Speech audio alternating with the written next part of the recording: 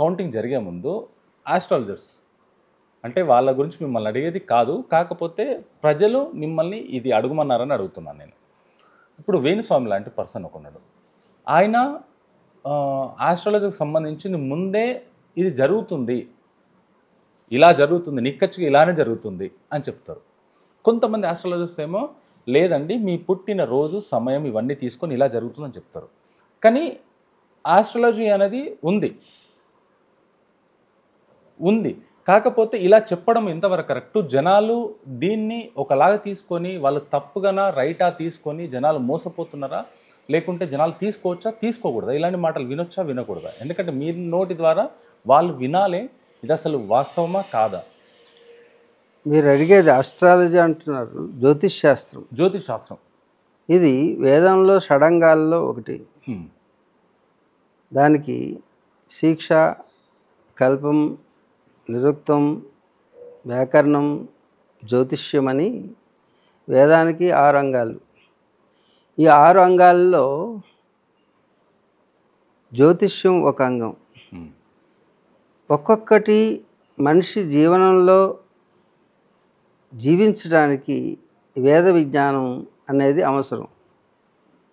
మాట ఎలా మాట్లాడాలి, మాటకి మధ్యలో ఎంత గ్యాప్ తీసుకురావాలి, ఏ శబ్దాన్ని పైకి ఉచ్చరించాలి, ఏ శబ్దాన్ని కిందకి ఉచ్చరించాలి, పైకి ఉచ్చరిస్తే అనుదాత్త ఉదాత్త స్వరితమని ఏది సాగదీయాలి, దీన్ని చెప్పేటటువంటి ఒక శాస్త్రం పేరు, ఒక అంగం పేరు శిక్ష. ఎలా ఇప్పుడు ఒక విషయాన్ని రారా అన్నాం, ఈ పదాన్ని రా రా అని సాగదీసామనుకో అర్థం మారిపోతుంది. అలాగే దేవుడు ఎక్కడున్నాడు, ఎక్కడ లేడు ప్రశ్న అయింది. ఎక్కడా లేడు ఏంటి, ఎక్కడా లేడు అన్ని చోట్ల ఉన్నాడు. ఒక పదాన్నే ఉచ్చరించేటటువంటి శబ్దాన్ని ఉచ్చరించేటటువంటి విధానాన్ని బట్టి అర్థం మారిపోతుంది.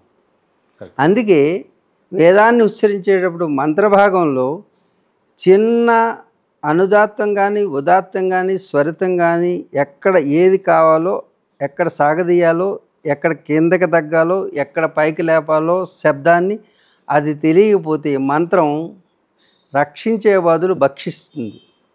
అందుకే మంత్రోచ్చరణలో శిక్ష అనేటటువంటిది. అలాగే కల్పము, నిరుక్తము, వ్యాకరణం అంటే దీనికి నడక ఎలా నడవాలో నేర్పుతుంది. అంటే ఒక ఛందస్సు పద విన్యాసాన్ని ఎలా పలకాలో నడక నేర్పుతుంది. ఆ నడక నేర్పేటటువంటి దాన్ని వ్యాకరణం అంటారు. అర్థమవుతుందా? అలాగే వ్యాకరణం తర్వాత జ్యోతిష్ శాస్త్రం. ఈ జ్యోతిష్ శాస్త్రం అనేటటువంటి ఇది జ్యోతిష్మతి ప్రజ్ఞ అంటారు. మనిషిలో తెలివితేటలు ఉంటాయి. ఆ తెలివితేటలు కాదు, దాన్ని మించినటువంటి ఒక ప్రజ్ఞ ఉంటుంది. నిర్ణయాత్మకమైనటువంటి శక్తి, వివేకవంతమైనటువంటి వారు ప్రజ్ఞావంతులు అంటారు. శాస్త్ర విషయాన్ని సమగ్రంగా సమూలంగా అధ్యయనం చేసి అవగాహన చేసి ప్రయోగించి తదనుభవాన్ని పొంది తదనుగుణంగా జీవితాన్ని నడిపించుకోవడానికి అవగాహనతో కూడినటువంటి యుక్త జీవనాన్ని జరపడానికి ఎవరైతే జరుపుతుంటారో వాళ్ళు వివేకవంతులు, వాళ్ళు ప్రజ్ఞావంతులు. అలాంటి ప్రజ్ఞావంతులు ఎవరైతే ఉన్నారో వాళ్ళు స్వతంత్ర నిర్ణయం తీసుకోగలుగుతారు. ఎందుకంటే శాస్త్ర అధ్యయనం చేసి అవగాహన చేసి అనుభవం పొందినటువంటి వారు కాబట్టి వారు చెప్పేది ఆప్తవాక్యము అంటారు, వాళ్ళని ఆప్తులు అంటారు. అలాంటి వారు చెప్పేటటువంటి విషయాలు ఆగమాలు అవుతాయి. వాటిని అనుసరించి నడిచేటటువంటి వారు జీవితాన్ని లక్ష్య సాధనకి ఉపయోగించుకోగలుగుతారు. అలాంటి వాటిల్లో చేరినటువంటి ఈ యొక్క ప్రజ్ఞావంతులైనటువంటి వారు వారి లోపల ఉన్నటువంటి ప్రజ్ఞ ద్వారా తెలియజెప్పేటటువంటిది జ్యోతిష్ శాస్త్రం. జ్యోతిష్మతి ప్రజ్ఞ. జ్యోతి వెలిగిస్తే ముందుకే కాదు వెనక్కే కాదు, భూత భవిష్యత్తులు కాదు, చుట్టూ ఉన్నటువంటి చీకటిని తొలగించి చుట్టూ దర్శనం చేసేటువంటి అవకాశం కలుగుతుంది. ఇలాంటి సాధకులు ఉన్నారా? ఇప్పుడు ఉన్నారా? ఎవ్వరూ లేరు. ఎందరో కొందరు మహానుభావులు మాత్రమే ఉంటారు. అందుకే జ్యోతిష్యం అనేది శాస్త్రంలో ఎలాంటి తప్పు లేదు. కానీ శాస్త్రులు దాన్ని అవగాహన చేసుకునే ప్రజ్ఞావంతులా కాదా అనేటటువంటిది ప్రశ్న ఇక్కడ. కాబట్టి అలాంటి ప్రజ్ఞ కావాలంటే తన జీవితం సర్వస్వం కూడా త్యాగం చేసి ఎలాంటి ఆశ లేకుండా శాస్త్రాన్ని అధ్యయనం చేసే వారికి ఉపాసనారూపంగా అధ్యయనం చేస్తే జ్యోతిష్మతి ప్రజ్ఞ అనేది ఉజ్వలంగా వస్తుంది. ఓకే. అలాంటి వారు చెప్పగలిగితే ఆ జ్యోతిష్ శాస్త్రం సరిగా ఫలితాన్ని ఇస్తుంది. ఆ అధ్యయనంలో కానీ ఉపాసనలో కానీ ఎలాంటి ఆశ, సమాజం నుంచి నేను కొంత పొందాలి అనేటువంటి ఆలోచన కలిగితే ఆ ప్రజ్ఞ ఏమవుతుంది? కలుషితమవుతుంది, దోషపూరితమవుతుంది, దూషితమవుతుంది. అలాంటి వారు చెప్పేటువంటి మాటలు ఎప్పటికీ నీటి మూటలే అవుతాయి. కాబట్టి నేను వేణుస్వామి నాకు తెలియదు అతను ఎవరు. ఏ స్వాములైనా సరే భూత భవిష్యత్తులు చెప్పేవాడు భోగి, వర్తమానంలో జీవించేవాడు యోగి. కాబట్టి మేము వర్తమానంలో జీవిస్తాం. భూత భవిష్యత్తులు ఏమైనా సరే స్వీకరించడానికి సంసిద్ధులై ఉంటాం. ఇది కర్మఫలమని దాన్ని మేము స్వీకరిస్తాం. అయితే జ్యోతిష్యం వలన ప్రయోజనం లేదా అంటే, జ్యోతి అంటే దారి చూపేది. అవును. చీకట్లో ఉన్నటువంటి వారికి అంటే అజ్ఞానాన్ని తొలగించి జ్ఞానదీపాన్ని వెలిగించేటటువంటి జ్యోతి. అంటే జ్యోతిష్యం అంటే పుస్తకాల్లో చూసి చెప్పేది కాదు, మస్తకంలో కలిగే ప్రజ్ఞ పేరు జ్యోతి. ఓకే. కాబట్టి ఆ జ్యోతి వెలిగినప్పుడు దాన్నే మూడవ నేత్రం అంటుంటారు. మూడవ నేత్రం అంటే ఇక్కడ ఏదో కన్ను వస్తుంది, అది కాదు. థర్డ్ ఐ అంటే నీ లోపల ప్రజ్ఞ వివేకం ద్వారా ఏర్పడినటువంటి, అనుభవపూర్వకంగా ఏర్పడినటువంటి అవగాహనతో కూడినటువంటి ప్రజ్ఞ ఏదైతే ఉందో ఆ ప్రజ్ఞ ద్వారా కళ్ళు మూస్తే లోపల కన్ను తెరుచుకుంటుంది. అది వివేకం.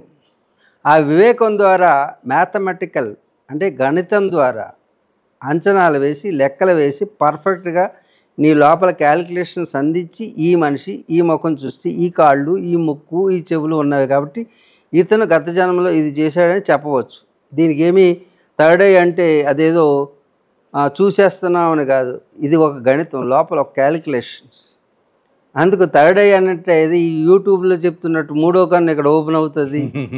నేను ఆ మండలం వెళ్ళాను ఈ మండలం వెళ్ళాను అంటే ఏ మండలం వెళ్ళవు, నువ్వు ఊహల్లో కళ్ళల్లో తేలుతున్నావు అని అర్థం.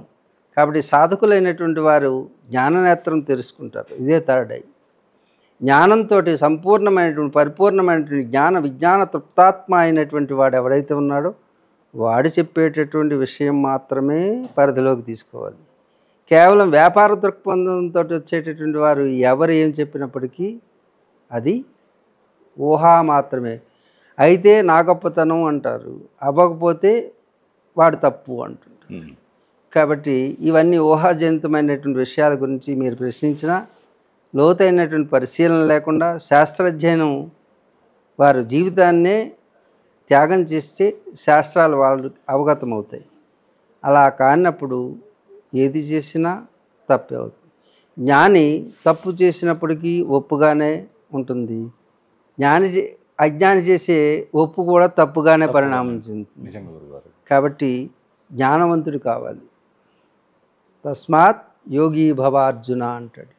నువ్వు యోగిగా అప్పుడు నీకు అర్థమవుతుంది, లేకపోతే జీవితం వ్యర్థమవుతుంది అని తెలుసుకోవాలి. కాబట్టి నేను ఇక్కడ ఎవరిని కించపరచాలనే ఉద్దేశం కానీ, అయితే శాస్త్రాలలో ఉన్నటువంటిది సత్యము, శాస్త్రాన్ని అధ్యయనం చేయడంలో ఆ సత్యాన్ని తెలుసుకోలేకపోవడం శాస్త్ర అధ్యయన లోపమే కానీ ఆ శాస్త్రుల లోపమే కానీ శాస్త్రం యొక్క లోపం లేదు. అలాగని శాస్త్రులు చెప్పింది అబద్ధమని శాస్త్రమే అబద్ధం అనడానికి లేదు, అసత్యం అనడానికి లేదు. కాబట్టి శాస్త్రం ఎప్పుడు సత్యమే తెలియజేస్తుంది. శాస్త్ర అధ్యయనాన్ని త్యాగంతో మీరు అధ్యయనం చేసి ఏదైనా పొందాలి అనే ఆశ ఉంటే, ఆశ ఉన్నవాడు శాసించలేడు, ఆశ లేనివాడే శాసించగలుగుతాడు. అలా శాసించగలిగిందే శాస్త్రం. చాలా థ్యాంక్ యూ గురుగారు.